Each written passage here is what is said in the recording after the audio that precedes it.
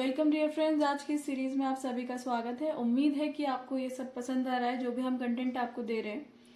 और अगर हमारा ये कंटेंट, हमारा प्रयास अगर आपको अच्छा लग रहा है तो प्लीज़ इसे लाइक, शेयर एंड सब्सक्राइब ज़रूर करिए। तभी इसी से हमें मोटिवेशन मिलेगा कि हम इस सीरीज़ को आगे कंटिन्यू कर सकें। देखिए, हम आर्ट एंड कल्चर पढ़ रहे हैं, तो आर्ट एंड कल्चर जब भी आप हिस्ट्री पढ़ते हैं ना, हिस्ट्री से अलग नहीं है, लेकिन इसको एक देखने का एक नज़रिया इस तरह विकसित किया जा सकता है कि जैसे कोई भी शासक है ना, उसके समय पे किस तरीके का आर्ट एंड कल्चर होगा, ये बहुत सारी चीज़ों पर डिपेंड करता है कि एक, वो शासक खुद इन चीज़ों को कितनी तवज्जो देता है। दूसरा, क्या उसका शासन अभी स्टैब्लिश हो चुका है या वो अभी संघर्ष के फेज में है, अपने शासन को बढ़ाने के फेज में है। ठीक है, क्योंकि देखिए, कोई भी शासक अगर अपने शासन को स्टैब्लिश करने के फेज में है तो ऑब्वियसली वो युद्ध पे ज्यादा ध्यान देगा, इन चीजों पे थोड़ी कम तवज्जो देगा। तो वो स्थापत्य पे कम पैसा खर्च करेंगे क्योंकि उनको युद्ध के लिए पैसा बचाना है। और ऐसे ही अगर शासक के पास समय होगा तो तभी वो संगीत और चित्रकला इत्यादि को ज्यादा ध्यान देंगे। ठीक है, दूसरी चीज, उनकी व्यक्तिगत रुचि क्या है। जैसे संगीत सुनना अकबर को पसंद है तो उन्होंने, उनके दरबार में और नवरत्न भी हैं, तो डिपेंड करता है कि शासक की अपनी मनोवृत्ति भी कैसी है। दूसरी चीज कि उस समय पे समाज में बहुतायत का धर्म कैसा है। ठीक है, अगर लोग बौद्ध धर्म को मानने वाले हैं तो ऑब्वियसली कि बौद्ध धर्म के विहार, चैत्य, स्तूप, बौद्ध बौद्ध भिक्षुओं की मूर्तियां यानी बोधिसत्वों की मूर्तियां, बुद्ध की मूर्तियां, ये ज्यादा बनेंगी। समाज में अगर जैन धर्म है तो अभी जैनियों से संबंधित मूर्तियां बनेंगी। ठीक है, उसके अलावा ये सारी चीजें लोक कलाओं के समानांतर चलती हैं, क्योंकि लोग बहुतायत में, कुछ लोग ऐसे भी होते हैं जो पुरानी अपनी रीति रिवाजों को फॉलो करते रहते हैं। तो कुछ लोक मूर्तियां भी रहेंगी, जैसे शुरू से लेकर शिव की मूर्तियां, उषा देवी की मूर्तियां, इस तरीके की मूर्तियां तो आप हर फेज में देखेंगे, चाहे उनकी संख्या थोड़ी सी कम क्यों ना हो। तीसरी चीज, अगर शासक बाहर के हैं, जैसे आप कनिष्क की बात करेंगे तो कनिष्क पश्चिम एशिया से आए हुए हैं यहाँ पे लोग, शक, तो वो क्या करेंगे, वो वहां की कला का इम्प्रेशन यहाँ डालेंगे। तो उनकी रोमन कला का प्रभाव जब यहाँ पड़ता है तो भारत में गांधार कला शैली का उद्भव होता है। ठीक है, फिर धर्म किस तरीके का उद्भव है। जब गुप्तों की बात करेंगे तो उन्होंने वैष्णव धर्म को अपना संरक्षण दिया, तो उस टाइम पे आप देखेंगे कि मंदिरों के निर्माण की प्रक्रिया शुरू होती है और एक से बढ़कर एक मंदिर बनते हैं। फिर आप साउथ में देखेंगे तो वहां की कला शैली अलग तरीके की है। ठीक है, मंडप, इस तरीके का। फिर आप देखेंगे बौद्धों में बौद्ध चैत्य, विहार, स्तूप, फिर अशोक के स्तंभ, लेख, लघु शिलालेख। तो हर चीज का एक कारण है। दूसरी चीज, शासक किस तरीके से इन चीजों को लेते हैं, तो ये भी एक महत्वपूर्ण चीज आप अपने बैकअप में रखेंगे ताकि आप कला और संस्कृति को समझ पाए। ठीक है, तो देखते हैं किस तरीके से अब आगे चलते हैं। देखिए, हम इसमें क्या पढ़ेंगे कि वैदिक काल जो 1500 ईसा पूर्व से 600 ईसा पूर्व का है, बुद्ध काल, महाजनपद काल 600 ईसा पूर्व से 400 ईसा पूर्व का है, मौर्य काल 400 ईसा पूर्व से 200 ईसा पूर्व का है, मौर्योत्तर काल 200 ईसा पूर्व से 300 का है ईसा पूर्व, और गुप्त काल 300 से 600 ईस्वी। गुप्तोत्तर काल अब की बात करेंगे तो 600 ईस्वी से 750 ईस्वी। पूर्व मध्यकाल की बात करेंगे 750 से 1200 ईस्वी तक। ठीक है, तो ये वैदिक काल से लेकर के पूर्व मध्यकाल तक का जो भी सीरीज में कला, संस्कृति, धर्म किस तरीके से चेंज होते हुए देखेंगे आप आगे हिस्ट्री में, तो ये सब हम कंसीडर करते हुए चलेंगे। लेकिन वो पढ़ने से पहले जरूरी है कि हम राजनीतिक, आर्थिक और सामाजिक पृष्ठभूमि देख लें, क्योंकि कला और संस्कृति को बहुत इफेक्ट करती हैं चीजें। ठीक है, अब एक चीज और हम डिस्कस करना चाहते हैं कि जैसे आप एग्जाम में क्वेश्चन आंसर लिखते हैं ना, तो आंसर्स लिखने की एक फॉर्मेट होता है। फॉर्मेट मतलब कि जब भी वो आपसे कोई क्वेश्चन पूछता है तो एक उसका इंट्रोडक्शन पार्ट होता है, तो आप हल्का सा एक उसे इंट्रो दे दें कि आप समझ रहे हैं कि ये यहाँ से आप रिलेट कर रहे हैं इसे। ठीक है, फिर आप बॉडी जो उसने पूछा है, अगर आप उसे बुलेट फॉर्म में लिखना चाहते हैं तो उस पर भी लिख सकते हैं, पॉइंट फॉर्म में। और अगर आप उसे पैरा में लिखते हैं तो कोशिश करिए कि आप छोटे छोटे पैरा लिखिए, क्योंकि इससे क्या होगा, जब बात जल्दी जल्दी बदलेगी तो आप ज्यादा बातें कर पाएंगे। पैरा बदलने का मतलब वही तो है कि आप बात को बदल रहे हैं। आप बात को बदल रहे हैं मतलब आप ज्यादा ज्यादा बातें बोल रहे हैं जितनी जल्दी आप पैरा चेंज करते हैं। ठीक है, छोटे पैरा में लिखिए। उसके अलावा देखिए फिर लास्ट में ना कंक्लूजन लिखा जाता है कि आप आज की स्थितियों से उसको कैसे रिलेट कर रहे हैं। अगर कोई ऐसा प्रश्न है तो आप उसमें कोई परेशानी है उसमें, तो आप इसको कैसे एक सॉल्यूशन दे रहे हैं कि कैसे इसे दूर करा जा सकता है, क्या सुझाव दे रहे हैं। ठीक है, चाहे आपने पेपर में पढ़ रखा है कि किसी और की वो राय है, किसी और विद्वान की वो राय है, लेकिन आप भी अगर उससे सहमत है तो अब वो आपकी राय भी है, तो आप उसे अपने सुझाव में सम्मिलित कर सकते हैं कि आपके हिसाब से ऐसा किया जा सकता है और इस प्रॉब्लम का सोल्यूशन किया जा सकता है ऐसा करके। ठीक है, अब देखते हैं एक चीज और, इस पे जाने से पहले एक चीज और हम समझते हैं। जब हम कला और संस्कृति की बात कर ही रहे हैं, देखिए एक दार्शनिक है A.L. बासम, वो लिखते हैं कि अमेरिका को मेल्टिंग पॉट कहा जाता है। मेल्टिंग पॉट मतलब जिसमें सब कुछ समा गया, सब कुछ गल गया, तो अमेरिका को मेल्टिंग पॉट कहा जाता है। क्यों कहते हैं वैसे? बेसिकली क्योंकि अमेरिका के जो निवासी हैं वो उसके ओरिजिनल निवासी नहीं है। औपनिवेशिक काल में यहाँ के नेचुरल रिसोर्सेज को एक्सप्लॉइट करने के लिए बाहर से लोगों को लाया गया और यहाँ पे काम पे लगाया जाता था, जिसका फायदा मात्र देश यानी जो औपनिवेशिक देश होता था उसका, वो देश जो उसका वो उपनिवेश होता था वो फायदा उठाते थे उसका। ठीक है, तो क्योंकि अमेरिका का अपना कोई ओरिजिन नहीं है, बाहर से आए हुए लोगों से इसे बसाया गया है और आज अमेरिका आप देखते हैं कि एक अच्छा विकसित देश है।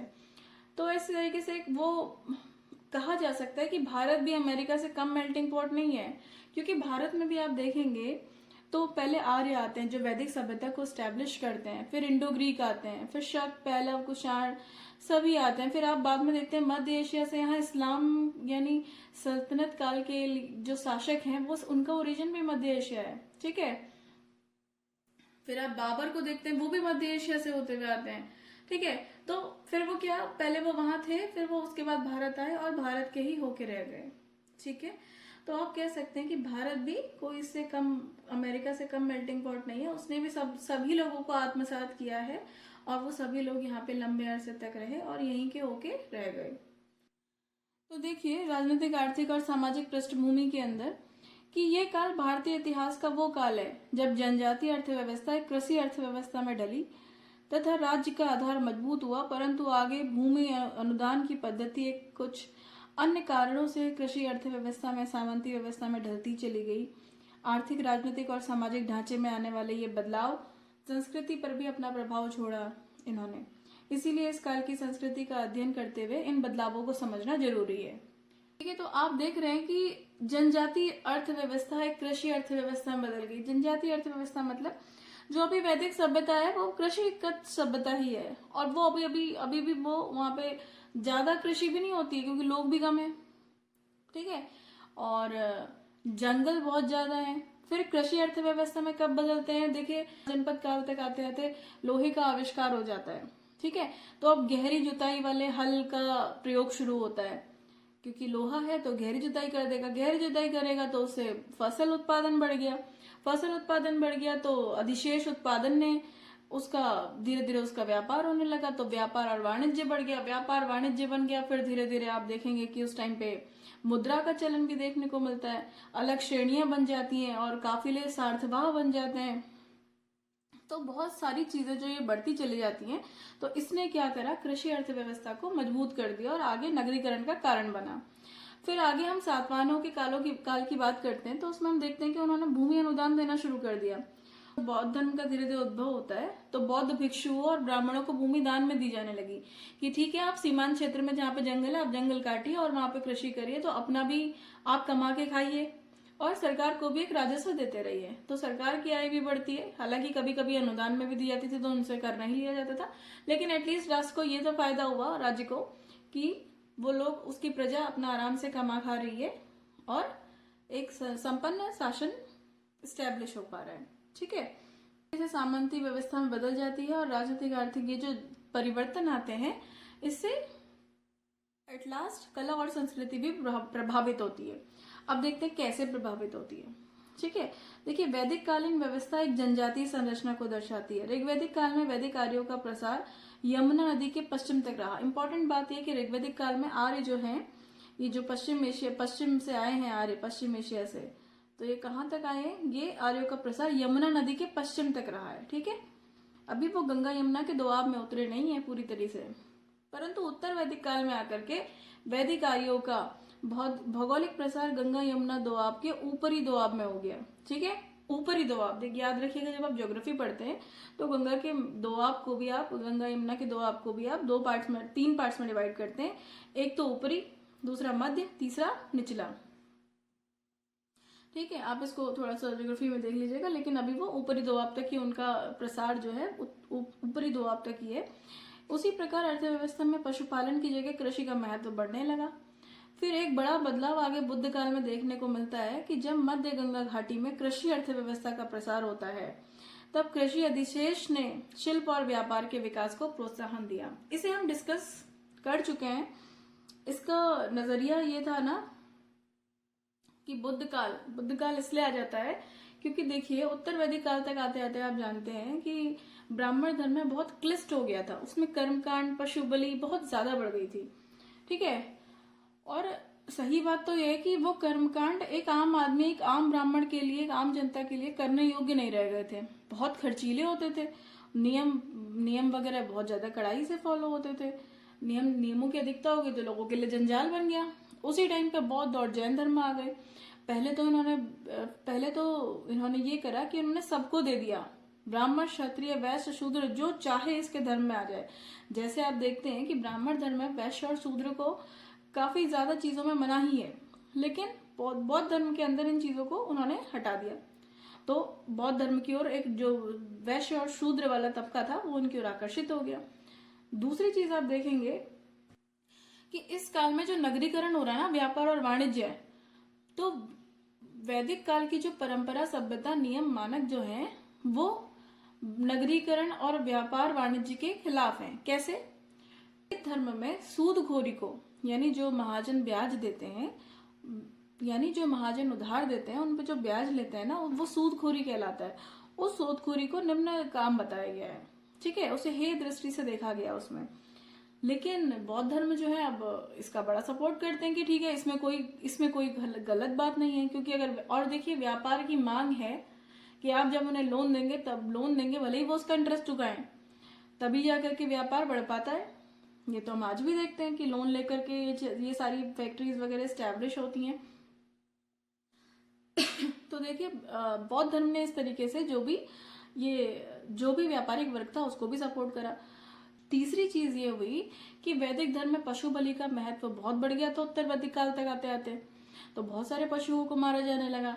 जबकि आप देखेंगे कि मौर्य काल में आके जो कृषि अर्थव्यवस्था को सपोर्ट देने के लिए मेन काम तो पशु ही कर रहे थे। जो खेतों की जुताई होती थी उसके लिए बैल थे, बैलों से जुताई होती थी। जो रथ वगैरह होते थे उसमें भैंसा गाड़ी का यूज भी वो लोग करते थे इधर उधर ट्रांसपोर्टेशन के लिए। ठीक है, तो और वैदिक काल में कहाँ, उत्तर वैदिक परंपराओं के हिसाब से कहाँ पशु बलि को महत्व दिया जाने लगा था। तो बौद्ध धर्म इसलिए भी पनप गए क्योंकि उन्होंने सीधे अहिंसा का रास्ता अपनाया और इससे पशुवध भी रुक गया, कृषि अर्थव्यवस्था को भी बढ़िया प्रसार मिल गया और लोग उनके फेवर में भी आ गए। ठीक है, तो आप देखेंगे कि बहुत सारे रीजंस ऐसे रहे कि बौद्ध धर्म और जैन धर्म के पनपने का आधार मिल गया। देखते हैं आगे कि फिर लगभग 1000 वर्षों के पश्चात उत्तर भारत में द्वितीय नगरीकरण का चरण आता है। पहला नगरीकरण कब आता है? जब हड़प्पा सभ्यता आती है। दूसरा नगरीकरण हम देखते हैं कि महाजनपद काल के बाद उत्तर भारत में इसने धर्म और कला के क्षेत्र में भी बदलाव को प्रोत्साहन दिया। ब्राह्मण पंथ के समानांतर बौद्ध और जैन पंथ का विकास होता है। इसके अतिरिक्त कुछ अन्य धार्मिक पंथ भी अस्तित्व में आते हैं और उन्होंने भी, सभी धार्मिक पंथों ने नगरीय अर्थव्यवस्था को स्वीकृति दी, इसीलिए इन धार्मिक पंथों का महत्व बढ़ गया। हमने डिस्कस कर लिया ये सारी चीजें। ठीक है, फिर आप देखते हैं कि फिर प्राचीन काल में का सबसे बड़ा साम्राज्य मौर्यों के अधीन आता है और मौर्यों ने एक ऐसे विशाल साम्राज्य की स्थापना करी जो उत्तर पश्चिम में, देखिए उत्तर पश्चिम में हिंदुकुश पर्वत से लेकर पूर्व में बंगाल की खाड़ी और दक्षिण में श्रवणबेलगोला कर्नाटक तक। जो चंद्रगुप्त मौर्य हैं ये श्रवणबेलगोला कर्नाटक में संलेखना पद्धति से अपने शरीर का त्याग करते हैं। तो इससे हमें ये प्रूफ मिलता है कि यहाँ पे तक इनका साम्राज्य रहा है। ठीक है, आज की डेट में जो हम हिस्ट्री पढ़ते हैं ना, तो वो उनके अभिलेखों से और किस तरीके की प्रशस्तियां लिखी हुई हैं, उनके अभिलेखों में किस तरीके का वर्णन है, जहाँ तक जिसके अभिलेख होंगे इसका मतलब वहां तक उसका साम्राज्य रहा होगा। तो ये सारी चीजों से हम ये हिस्ट्री को रिक्रिएट या री इन्वेंट करते हैं कहें तो। तो मौर्यों के अधीन ऐसा विशाल साम्राज्य था।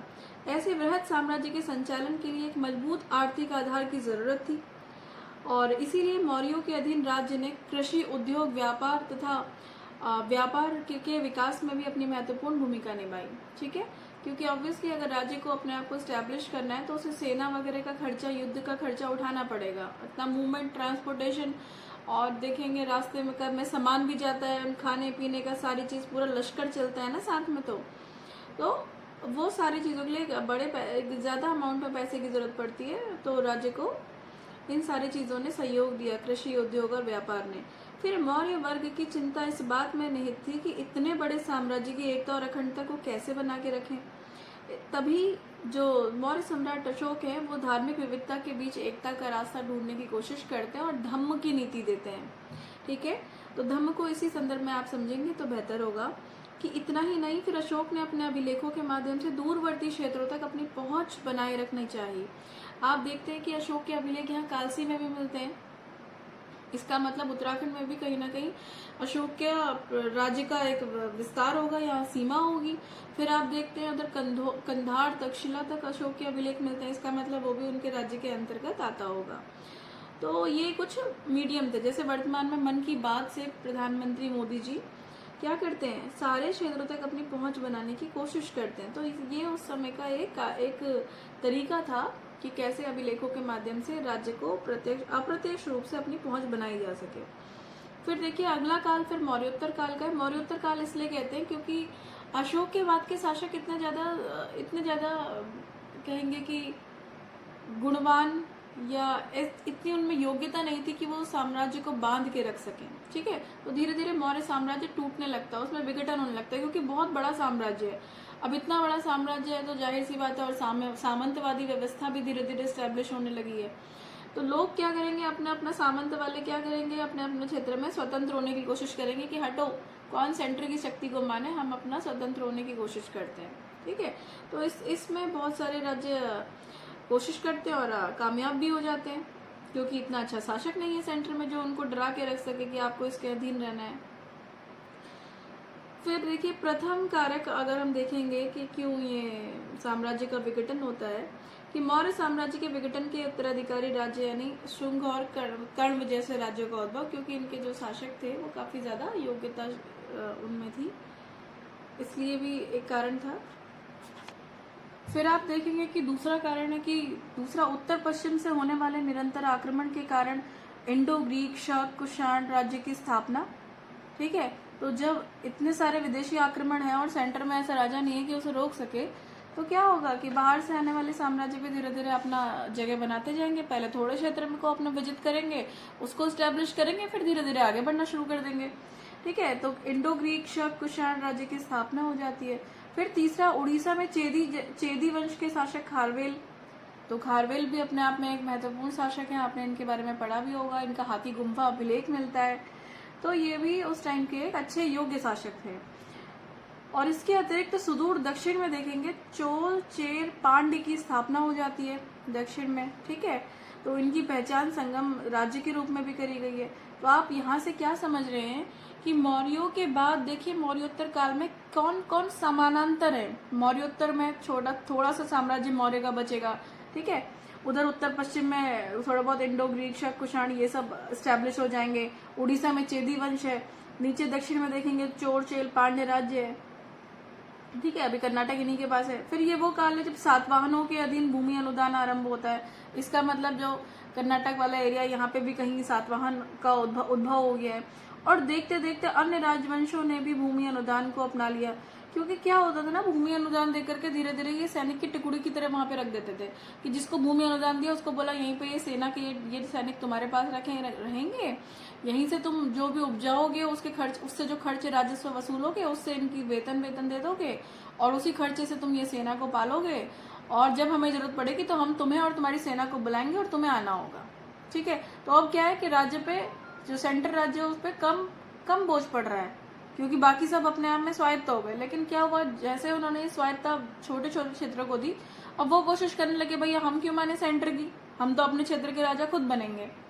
तो देखते हैं कि ये जो सामंती व्यवस्था है, इसने भी, ये भी कहीं ना कहीं एक बड़े साम्राज्य को एक लंबे समय तक स्टैब्लिश ना हो पाने का एक बड़ा कारण ये भी रहा।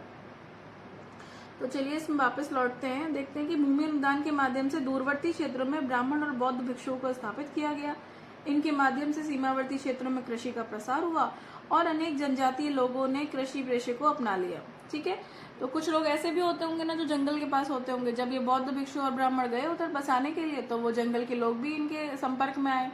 तो जंगल में रहने वाले वो जो लोग इनके संपर्क में आए, उन्होंने भी कृषि करना शुरू करा कि देखो ये उपजाते हैं, ये खाते हैं, ये इनका रहन सहन है। तो संपर्क से इतना तो होता ही है। तो सेम पद्धतियां उन्होंने भी स्टार्ट कर दी और वो इनके संपर्क में आए। तो देखते हैं कि आर्य और गैरार्य संस्कृति के बीच एक वैचारिक आदान प्रदान होता है और दोनों के सामंजस्य के परिणाम स्वरूप भक्ति, अवतारवाद, मूर्ति पूजा जैसी अवधारणा आई। जैसे आप देखते हैं ना कि श्री कृष्ण को गाय चराने वाले के रूप में। तो क्या है ये सब जंगल की तो परंपरा है, जनजातीय परंपरा है। तो उन्हीं को एक विष्णु का अवतार मान के कृष्ण मान लिया, नारायण मान लिया।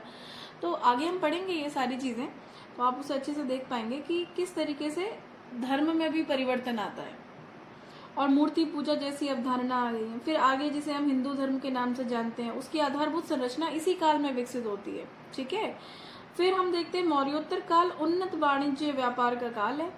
इस काल में भारतीय उपमहाद्वीप का संबंध पश्चिम में रोमन साम्राज्य से, क्योंकि मौर्योत्तर काल में देखिए कनिष्क कहाँ से आए हैं, ये वहीं से तो आए हैं, मध्य एशिया पश्चिम से। तो ये रोमन साम्राज्य और पूर्व में चीन साम्राज्य से बना रहा था भारतीय उपमहाद्वीप का संबंध।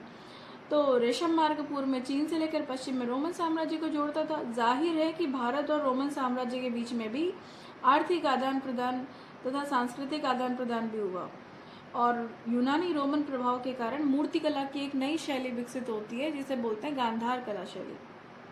फिर इस काल में कुषाण शासक कनिष्क ने न केवल बौद्ध धर्म को संरक्षण दिया बल्कि पश्चिम एशिया एवं मध्य एशिया में भी बौद्ध धर्म के प्रसार के लिए काम किया। ठीक है, तो यहाँ से उन्होंने अपने कुछ दूत वगैरह भेजे और वहां पे भी इस तरीके का काम करा, बौद्ध धर्म का प्रचार प्रसार किया।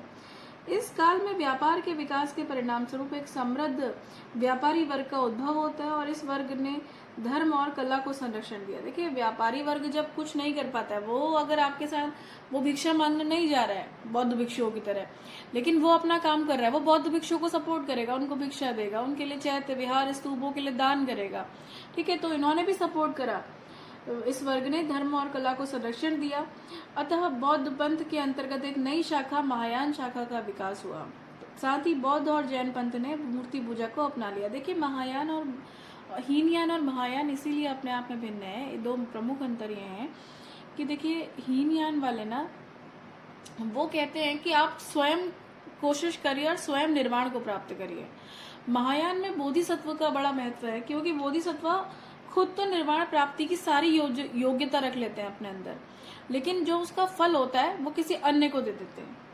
जैसे ये जो धनी वर्ग जो उनकी मदद करता था, उसने मदद करी, पैसे की, उसने उसको निर्वाण रूपी फल दे दिया। ठीक है, जिसमें खुद स्वयं योग्यता की वो निर्वाण को प्राप्त कर सके, लेकिन वो अपने आप को परेशानी में रखकर बार बार निर्वाण का फल अन्य व्यक्तियों को निर्वाण तक पहुंचाने के लिए देते रहते हैं। ठीक है, दूसरी चीज ये है कि हीनयान में गौतम बुद्ध को भगवान नहीं माना है।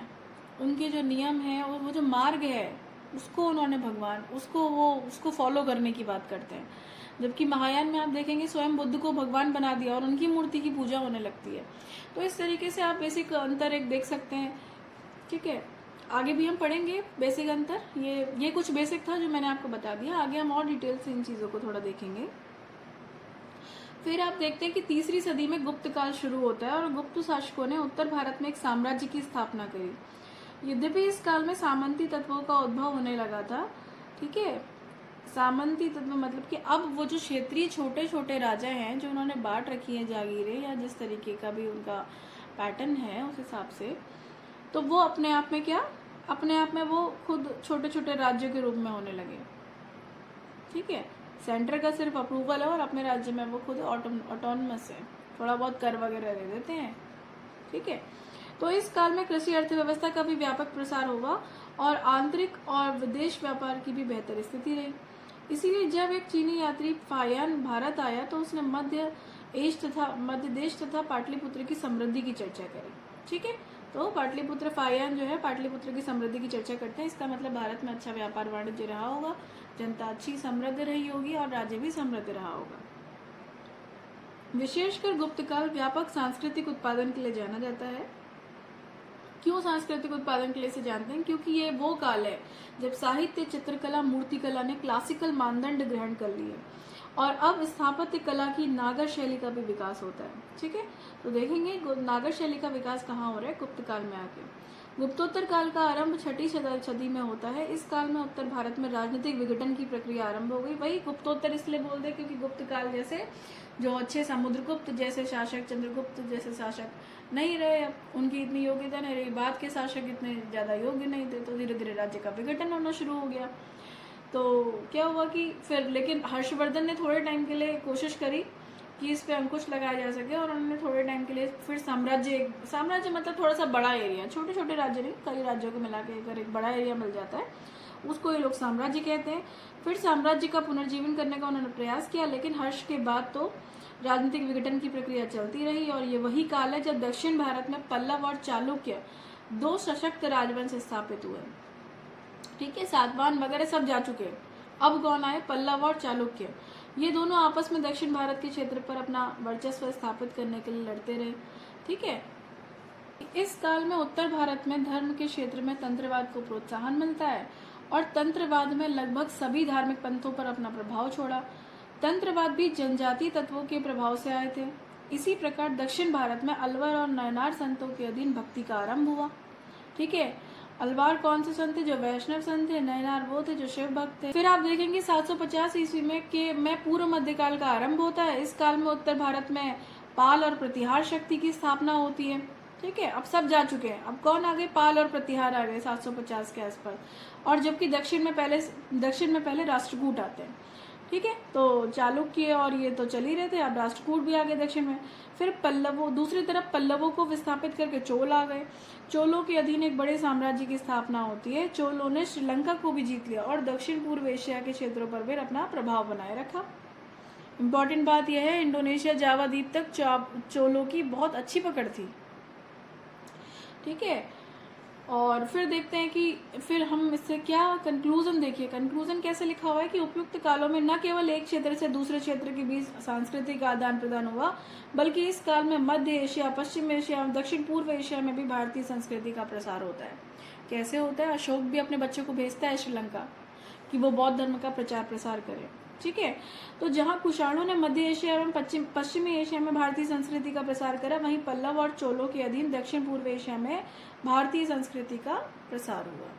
ठीक है, अब देखिए मैंने इस चीज को किस तरीके से कंसोलिडेट करा था। वैदिक काल में आर्यों का प्रसार यमुना नदी के पश्चिम तक है। उत्तर वैदिक काल में आर्यों का प्रसार गंगा यमुना के ऊपरी दोआब में। ठीक है, फिर बुद्ध काल में मध्य गंगा घाटी में प्रसार होता है। जैन पंथ भी इसी टाइम आता है। जैन पंथ और बुद्ध काल में मध्य गंगा घाटी में प्रसार। ठीक है, आप अगर देखेंगे भी तो गंगा का जो दोआब का ऊपरी पार्ट है, इसका मतलब वो उतना ज्यादा उपजाऊ नहीं है, लेकिन जैसे जैसे वो मध्य गंगा घाटी की ओर आते हैं तो मध्य गंगा घाटी का जो मैदान है वो ज्यादा उपजाऊ है, तो कृषि वगैरह सब बढ़ जाता है। फिर देखिए मौर्यकाल। मौर्यकाल में उत्तर पश्चिम में हिंदुकुश पर्वत है, दक्षिण में कर्नाटक के ब्रह्मगिरी, पूर्व में बंगाल। ठीक है, यहाँ तक इसका प्रसार मौर्यकाल में राज्य का। फिर मौर्योत्तर काल में देखेंगे मौर्य काल का विघटन हो जा रहा है। पहली चीज शुंग और कर्ण वंश आ रहे हैं, उत्तराधिकारी राज्य।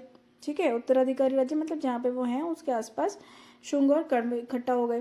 फिर उत्तर पश्चिम से होने वाले जो आक्रमण हुए वहां से हिंदू यूनानी शक कुषाण आ गए। ठीक है, फिर तीसरा उड़ीसा में खारवेल, फिफ्थ सुदूर में चेरचोर पांड्य, फिर सातवाहन। ठीक है, फिर आप देखेंगे कि तीसरी सदी में गुप्त काल का आरंभ होता है और गुप्तोत्तर काल में हर्षवर्धन।